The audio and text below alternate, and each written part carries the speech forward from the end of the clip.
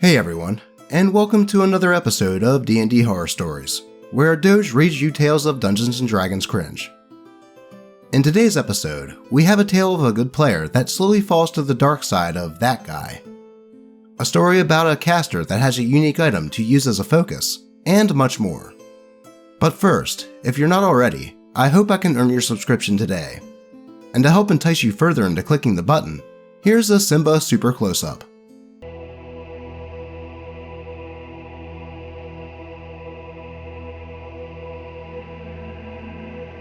Now, let's get into these stories. One of my players became the exact kind of problem player that they warned me about. By Reddit user, BroadMetal6309. So, at some point, I would call this player the star player of the team. They drove the roleplay, pushing the rest of the new players to become more confident and had a good grasp of the rules and what it otherwise took to make a good game. Throughout the last couple of campaigns, however, things slowly began to degrade. It started with lots of questions surrounding homebrewing aspects of the game, primarily things that would vastly improve the strength of his character. I try to be accommodating within reason, but had to tell him no a lot, due to reasons ranging from power and balance to the character concepts that stretched beyond reason and sensibility. He will always introduce these things with, "It's totally cool if you say no," only to get pissed off when I say no or suggest a version of it that I'm comfortable allowing. The consequence for me, and I see this happening to other GMs running games for him as well, are characters based on the most broken builds the game more plainly allows.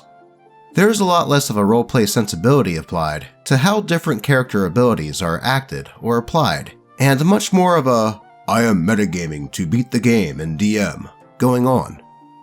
He is also increasingly seeking to be the center of attention, despite doing very little to make that character earn that place in the story.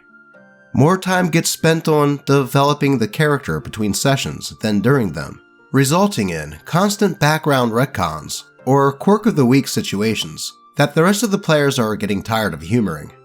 He will often muscle in when someone has a cool moment to claim a piece of it by quote-unquote helping after the fact, or trying to pull the exact same trick on their next turn in a vain attempt to steal some thunder.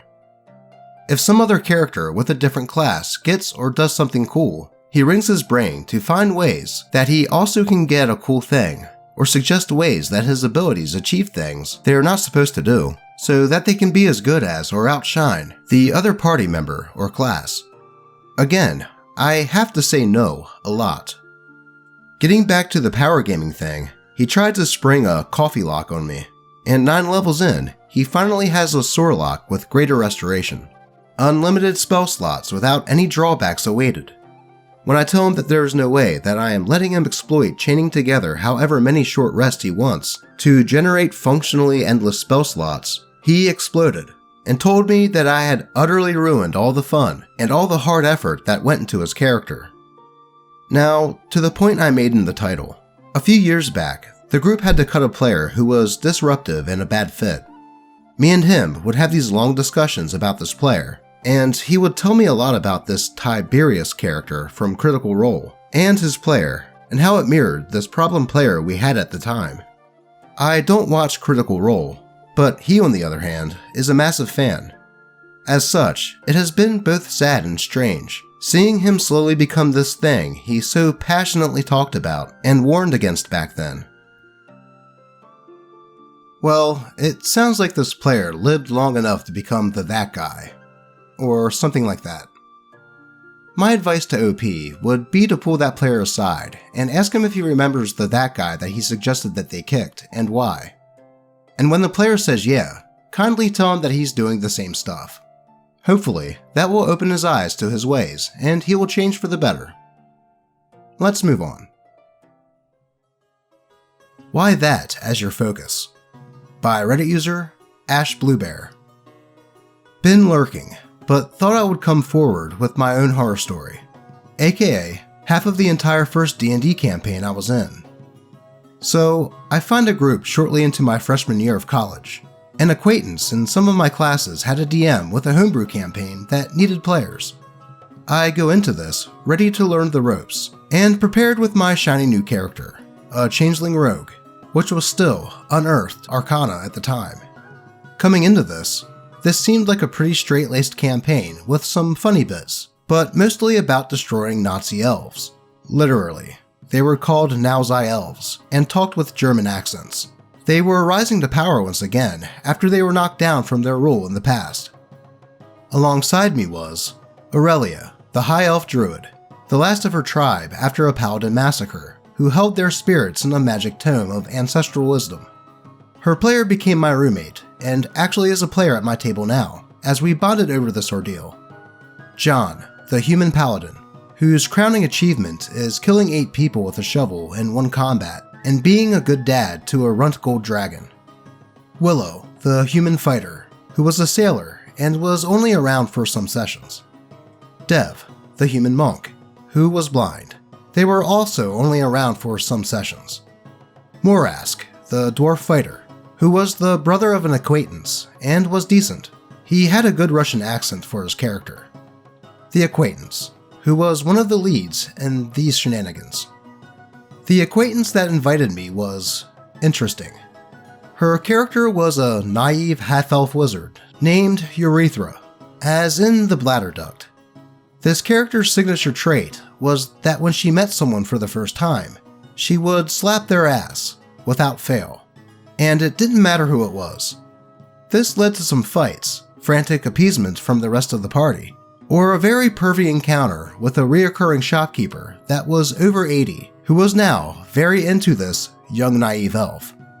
On top of that, this character's focus was an actual butt plug. She would drop a flap in her pants and moon the target to cast Fireball from her ass.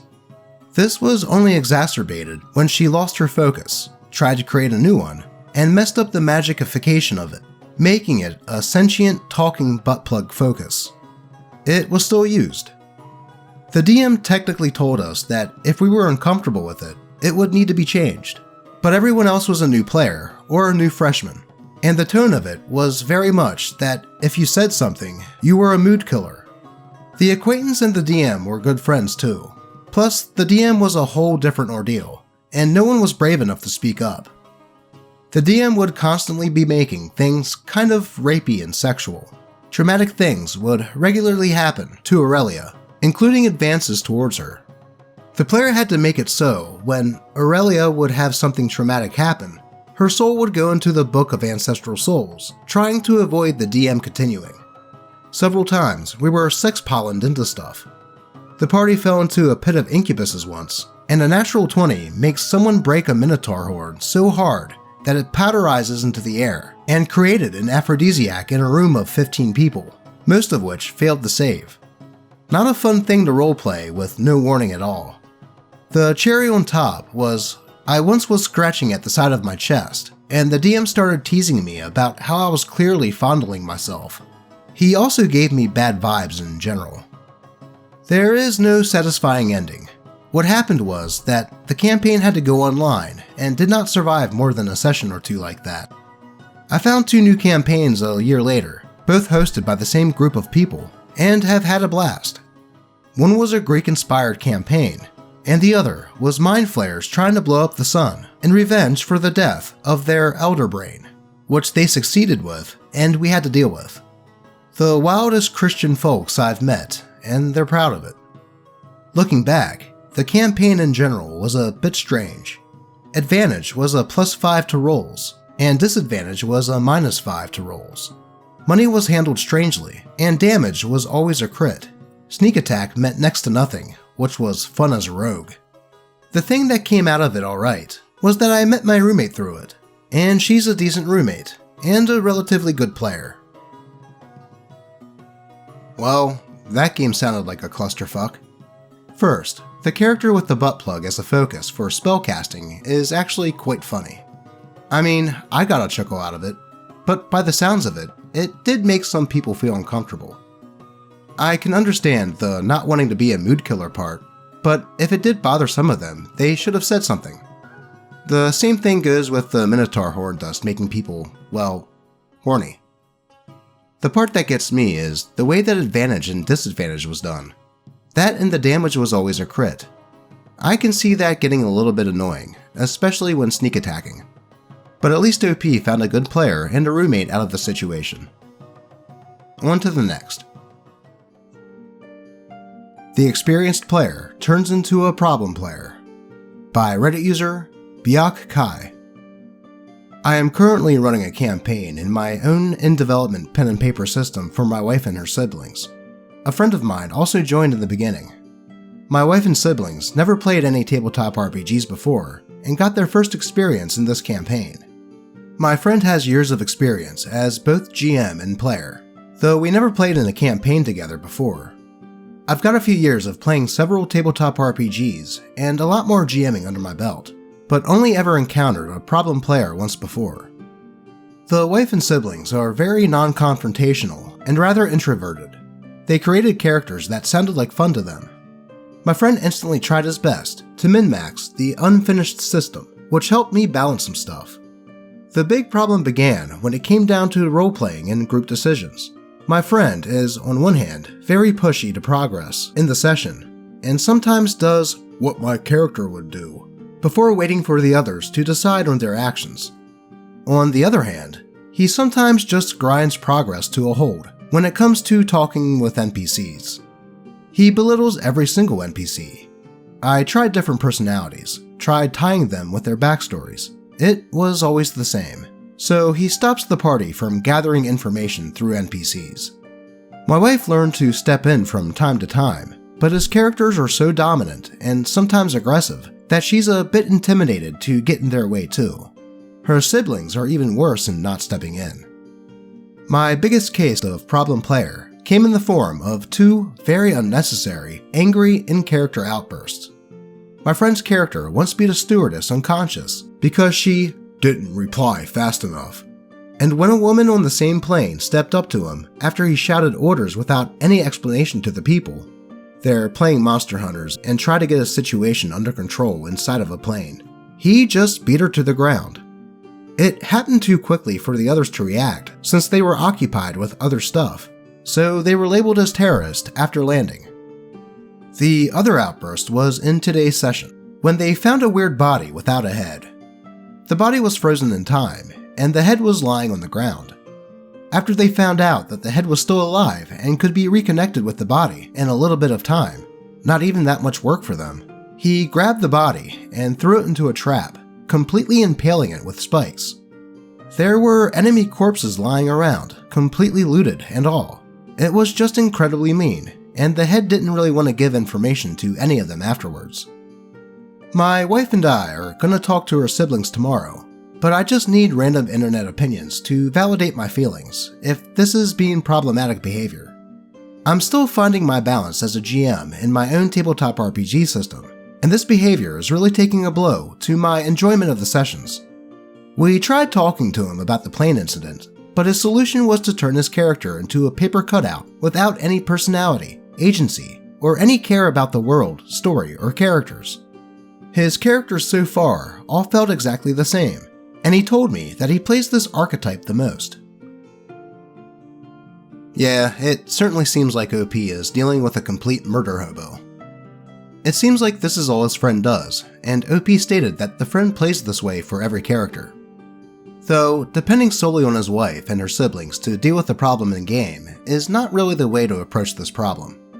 Sure, they could roleplay their characters reprimanding his character for the that guy behavior, but by the sounds of it, even when his wife tried, it didn't go too well. The solution in my eyes would be for OP to have a side conversation with his friend and tell him that the way he is playing the characters is really making the game less enjoyable for both the other players and OP, and that just completely shutting down as a player after any sort of criticism is doing so as well. If he is a really good friend, he'll listen to what you have to say.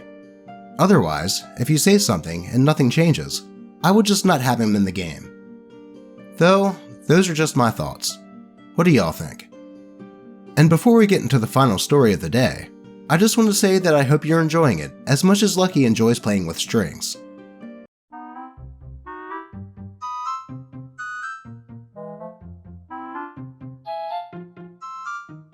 So make sure to click that like button. But with that said, let's get into the story. Kicked from Session 0 for Not Being Creative by Reddit user ChrisioSIT. So yeah, I found this one guy who tried to run a campaign in the Star Wars universe. I don't know what system it was on, and probably won't find out. Anyways, I've always wanted to try a Star Wars campaign because I like the universe, so I applied. The next day, there was a Session 0 where the DM told us that our player characters would be Jedi Knights, and that we had to prepare backstories and the appearances of our characters, and that he would check and approve them. So I got to work. I like to write, so I prepared a pretty long backstory with a description of the character, his family, and home. Even my character's lightsaber had a long history. The DM accepted it all, but he pointed out that my character did not wear Jedi robes, and demanded that I explain it to him. For those who don't know, according to the Star Wars canon, Jedi are allowed to wear whatever they want, and robes aren't required. It's just that most have adopted them as their basic outfit. So, I described in considerable details why my player character does not wear them. As an argument, I gave, for example, that my character thinks that they are impractical, and that he has his own, more suitable clothes. That he brings his tools with him and must have a place to pack them, and that Jedi robes have no place for it. That, and he doesn't always want to show off that he is a Jedi. The DM, for some reason, was not satisfied. He agreed to my arguments, but demanded that I write in the backstory how my player character was punished for breaking the rules, and in what trouble he got into because of it. I did not understand what was going on, because my character did not break any rules. The DM, however, insisted that not wearing Jedi robes was breaking the rules and expectations, and that my character had to be punished somehow. Honestly, I didn't want to argue with him, so I just agreed. But I still had no idea how my character could be punished for doing something according to the rules, so I asked him about an exemplary punishment that my Jedi could take. The DM then announced that if I can't think of something myself, it means that I am not creative enough to play in his game, and kicked me out of the server before I could say anything. Well, honestly, I would say that instead of being upset by this, OP should be glad, as it sounded like they dodged a major bullet by getting kicked, because it sounded like the DM was the one with the lack of creativity, not you.